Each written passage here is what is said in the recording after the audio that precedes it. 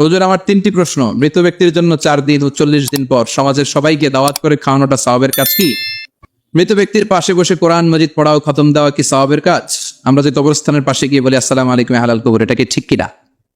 মৃত ব্যক্তির জন্য 4 দিন ও 40 দিন পর আপনারা যেটা করেন এটা বলে 40 কি বলে? সবাই একটা রমরমা ভাব নিয়ে খাইতে যায়, মনে হয় যে বিয়ের দাওয়াত খাইতে যাইতেছে। আছে না নাই? তো যে মরছে আপনি তার জন্য কাঁদবেন, দোয়াই না করবেন, এত খুশি কেন আপনাদের? আপনি খাওয়ান, খাওয়াতে দোষ নাই। আপনি মাইয়াতের রুহের মাগফিরাতের জন্য খাওয়ালে মৃত ব্যক্তির গুনাহ আল্লাহ মাফ করবে, সেটা ঠিক আছে, কিন্তু খাওয়াবেন মিসকিনদেরকে, ইয়াতিমদের, তারা বেশি হকদার। এখন দেখা যায় 40 মিসকিনদের জায়গা কম, এলাকার পয়সাওয়ালা লোকেরা এসে লাইনে বসে থাকে। আমি দেখেছি যেটা, কিন্তু দরকার ছিল আমার আব্বা মারা গেছে, এই এতিমখানায় আমি একটা গরু দিয়ে দিলাম, ওরা সারা বছর খেতে পায় না, ওরা খাবে, খেয়ে আমার আব্বার জন্য দোয়া করবে, ঠিক কিনা?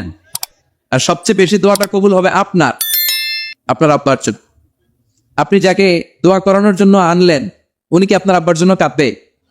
আর কাঁদলেও এই কান্নাতে আন্তরিকতা কতটুকু, এটা প্রশ্নবিদ্ধ। কারণ উনি আমার বাবার লেগে কান্দে, আমারই চোখ দিয়ে পানি বের হয় না, আমার বাবার লেগে।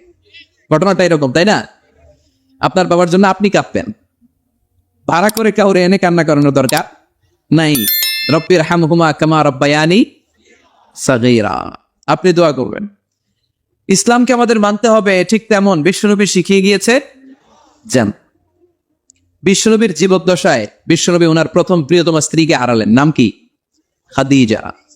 এত ভালোবাসতেন এই স্ত্রীকে, আল্লাহর কাছে বলতেন, আল্লাহ কিয়ামতের দিন যেদিন মানুষ মানুষকে চিনবে না, বন্ধু বন্ধুরে চিনবে না, ভাই ভাইরে চিনবে না, পীর সাহেব মরিদরে চিনবে না, মরিদ পীর সাহেবরে চিনবে না, ওই কঠিন দিনে আমি যেন আমার খাদিজারে ভুলে না যাই। খাদিজাকে কবর দিয়ে বিশ্বনবী দাঁড়িয়ে রইলেন, দাফন দিয়ে দোয়া করলেন, কাঁদলেন। সবাই চলে যায়, বিশ্বনবী যায় না। সাইয়েদনা আবু বকর বললেন, ইয়া রাসূলুল্লাহ চলেন না যাই, অনেক তো হলো। বিশ্বনবী বললেন, তোমার মনে চায় তুমি যাও, আমি বসে থাকবো। আমি এখানে দাঁড়িয়ে খাদিজার কবরের 3টা প্রশ্নের জবাব দিয়ে এরপরে বাড়িতে যাব। সাইয়েদনা জিবরাইল এসে বললেন, ইয়া রাসূলুল্লাহ খাদিজার প্রশ্নের জবাব নিয়ে আপনার টেনশন করার দরকার নাই, আপনার কোনো টেনশন নাই, খাদিজার কবরের প্রশ্নের জবাব আরশের উপর থেকে আল্লাহ নিজেই দিয়ে দিবে।